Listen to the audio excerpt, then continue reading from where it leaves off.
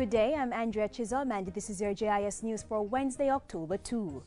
Government remains hopeful that Jamaica's economy will return to growth in the second quarter of this fiscal year. Finance Minister Dr. Peter Phillips shared this positive outlook on Tuesday as he updated Parliament on Jamaica's progress and achieved targets under the IMF agreement. It should also be noted that inflation for this year so far has been below projections.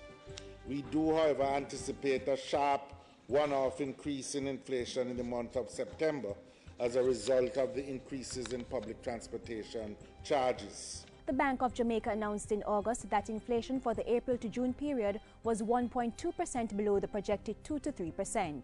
Jamaica's creditable economic performance was also underscored recently by the upgrade by Standard & Poor's, which noted that the Jamaican economy has stabilized and expressed their expectation that the country's ambitious fiscal targets for this year will be met.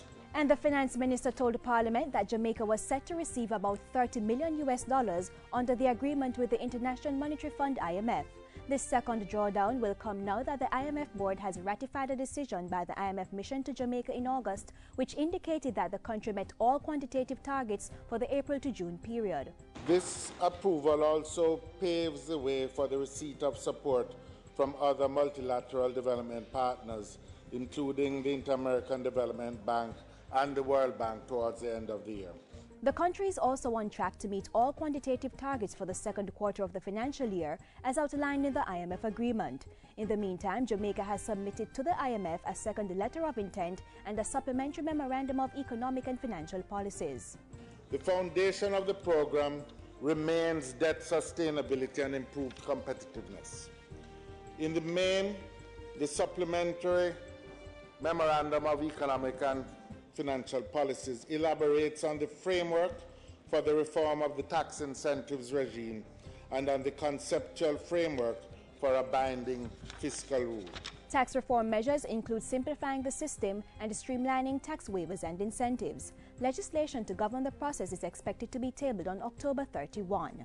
Industry Minister Anthony Hilton says Jamaica will meet its 2015 deadline for the implementation of the logistics hub. Speaking at a recent JIS think tank session, the minister pointed to several projects and strategies that are already on stream, which he says would be ready for the 2016 opening of the Panama Canal.